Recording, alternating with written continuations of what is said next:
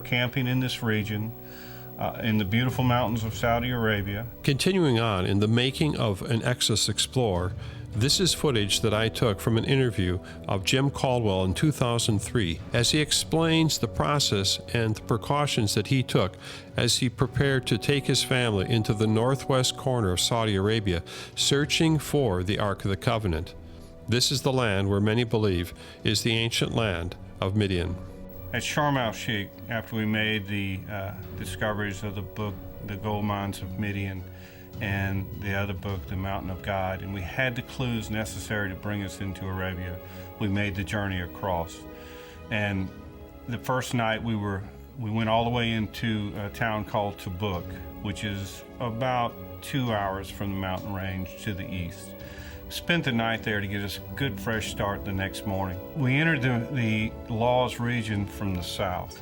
We were coming in probably about a 40-mile distance to the southern edge of Tabuk and Duba, between Tabuk and Duba.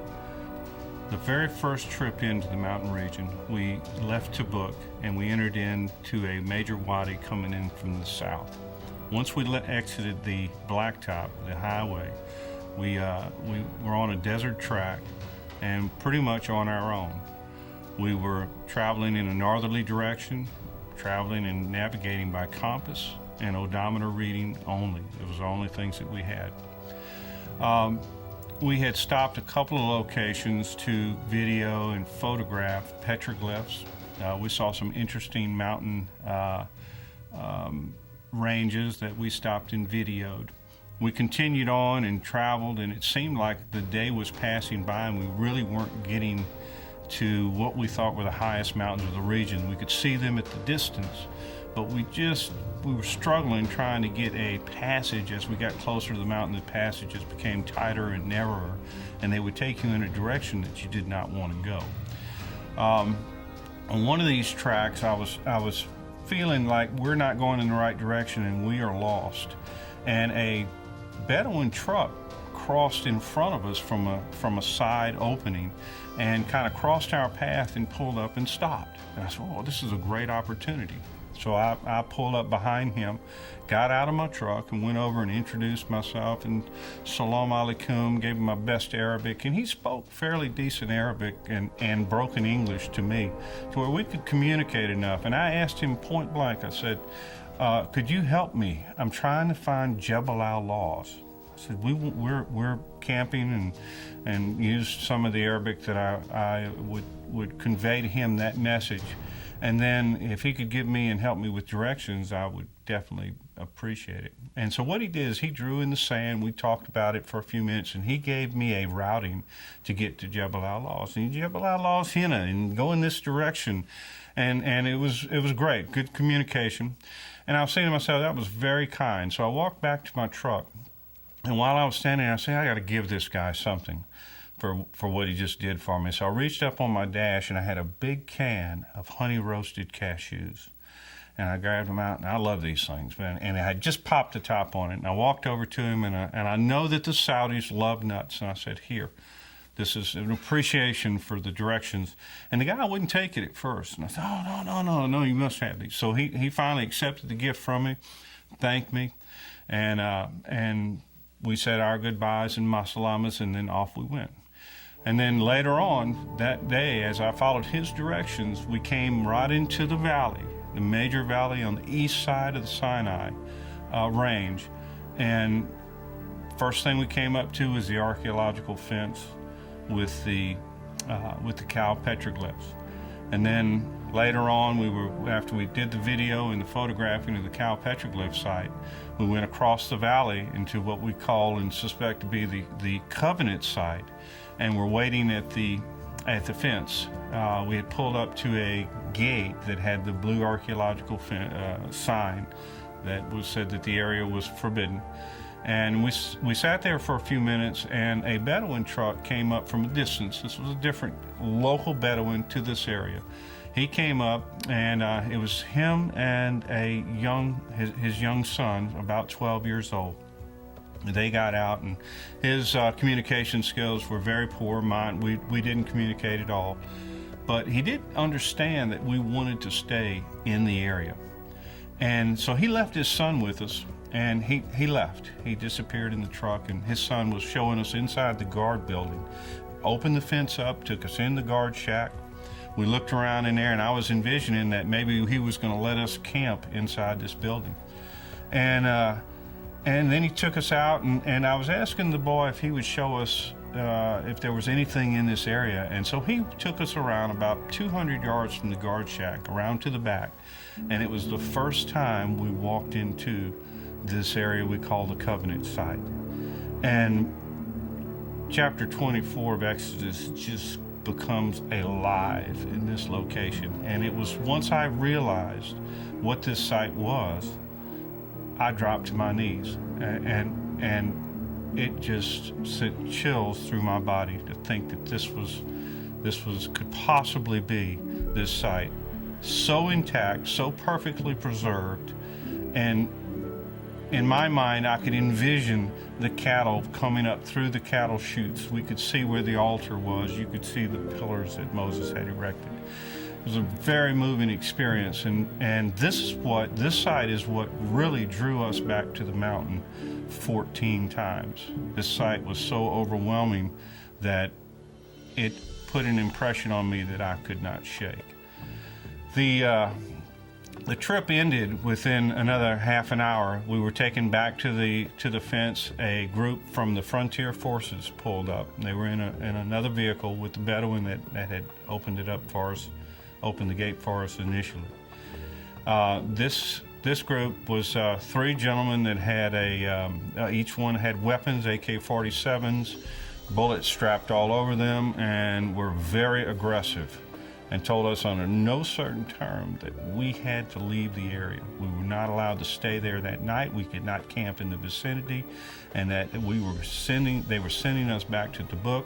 They drew their weapons as if they were going to arrest us, and I said, okay, we are leaving. So they followed us in to get in the vehicle, and by this time it was almost dark. I mean, by the time we started driving out of the valley, it was dark. And remember, we had just come in from the south, and they were making me leave to the north.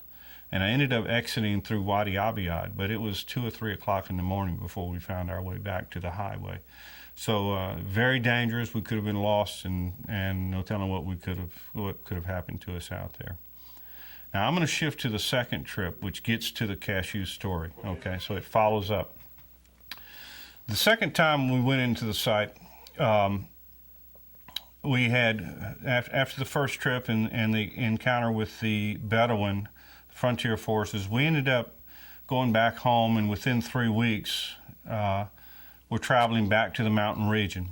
We landed in Tabuk. We actually flew over this time. We landed in Tabuk, and we took a rent vehicle, and with the kids, Lucas and Chelsea was with us, Penny, Lucas, and Chelsea and I, and we drove back out to the mountain region. Once we entered the valley east of Sinai, within 15 minutes, the Bedouin were on us. They saw us come into the area, and they drove up, and it was the same Bedouin that we had seen the first time, the one that was friendly to us, but now had instructions that no Americans were to be in the site or in the area. And he was adamant at that moment that we had to leave. And I could tell there was fear in his eyes. I could tell that he was under the instructions of the Frontier Forces to make us leave. And Penny was just outraged. I argued with him for 30 minutes, telling him I have a letter from the government, a travel letter that gives me permission to be here legally. Didn't understand. Very poor communication skills. He just kept on insisting that we leave, and Penny got so outraged that she jumped out of the truck, came over and started shouting at this guy, and with the tickets in her hands from the airline, she actually slapped him right across the face. And things went absolutely cold. He drew his weapon. His son, not the same son, but another young man that was with him, drew a shotgun. And within minutes, another vehicle pulled up. They had weapons, and we were arrested. They took us, one truck in front, one behind my vehicle, through the desert, about 7 kilometers, 5 miles, to a Frontier Forces outpost. The outpost consisted of a generator, a makeshift building, some other little conglomerates of mud brick buildings, and some block with tin roofing. And we pulled up, and they were shouting and being very aggressive at this time. And they gave me instructions: get out of the truck. Lucas had to get out of the truck. He was 9 years old, and that Penny and Chelsea were to stay in the vehicle. They could not get out of the vehicle. This time was probably 9:30, 10 o'clock. I was taken inside the building. Lucas and I, we were taken inside, and there was an open area about 15 feet by 15 feet with a tin roof over it that had a fire in the middle. And in that fire, they had a Saudi teapot sitting down in the fire and in the coals. And there were probably half a dozen, maybe 7 guys, 7 Saudis sitting there on the floor. They made me sit down, Lucas right next to me. And they had my paperwork, and they started passing this paperwork around. And there was shouting going on. They were screaming at me, and I was trying to communicate. I only knew 50, 60 words of Arabic. And so we were trying to communicate, and I kept insisting that we had permission to be there. And one of the guys, after about an hour and a half of this harassment and shouting, one of them started to look at the letter and notice the words Jebel Laws. And that excited them in a worst way to where they started going at it again. And then at one time I started to feel that we were in big trouble. I felt like the fear had set in, and I started to worry about it. And some time went by, and it was a Friday morning. And on Friday mornings, there are some people that the Saudis are Islamic, and on Friday is their holy day. And some people had not been at the area when we got there, and I could hear some commotion going on outside in another room. And then one of the Saudis got up, and he grabbed me by the arm, and he said, I could tell he was motioning to come with me. And they do this signal where you're going to be coming with me. So we walked in through a door, and another door was open, and I looked at the desk in this area that was just files thrown everywhere, but I could tell when I walked in the room that this was the captain of the police force that we were dealing with. And the gentleman must have just come in the room, and when I looked at him, and he turned around and looked at me, our eyes connected. And it was unbelievable, because that was the gentleman that I had given the cashews to 3 weeks before. And he looked, his eyes lit up, and he came over, and we embraced, and in my best broken Arabic, gave him Salam Alaikum, which is mean, peace be to Allah. And he responded, and the whole thing disintegrated. He turned around and talked to the lieutenant that had arrested me and shouted at him, and he disappeared. He shook my hand and said, Mafi Mishkala, there'd be no problem that we could be where we wanted to be. He did sternly look at me and tell me, you cannot go behind the fenced areas, but you can go back. And so we were able to go back. I walked out with Lucas, and I went out to the truck, and I could see Penny's big eyes sitting there, terrified that she had no idea what had been going on for 3 hours. And I opened the door, and I said, you will not believe what just happened. And she said, what? And I said, just let's go. Let's get out of here. I said, but you won't believe it. And she was just amazed when I told her the story. And we went back right to the same location. We were able to put our tent up and camp, spend the evening there. The only thing that did happen that evening is the local Saudis in the region would come up and drive right up to our tent, and their headlights would be within inches of the material with their vehicle, as if to scare us. And then they would disappear. An hour later, they would come back, put their headlights and screech right up to the edge of our tent like they were going to run over it with us in it, and then they would disappear. And one other amazing thing was happening that night. I remember you could take your finger, and on the nylon of the tent, you could write your name, and the static electricity was so strong that your name would remain there for a few seconds.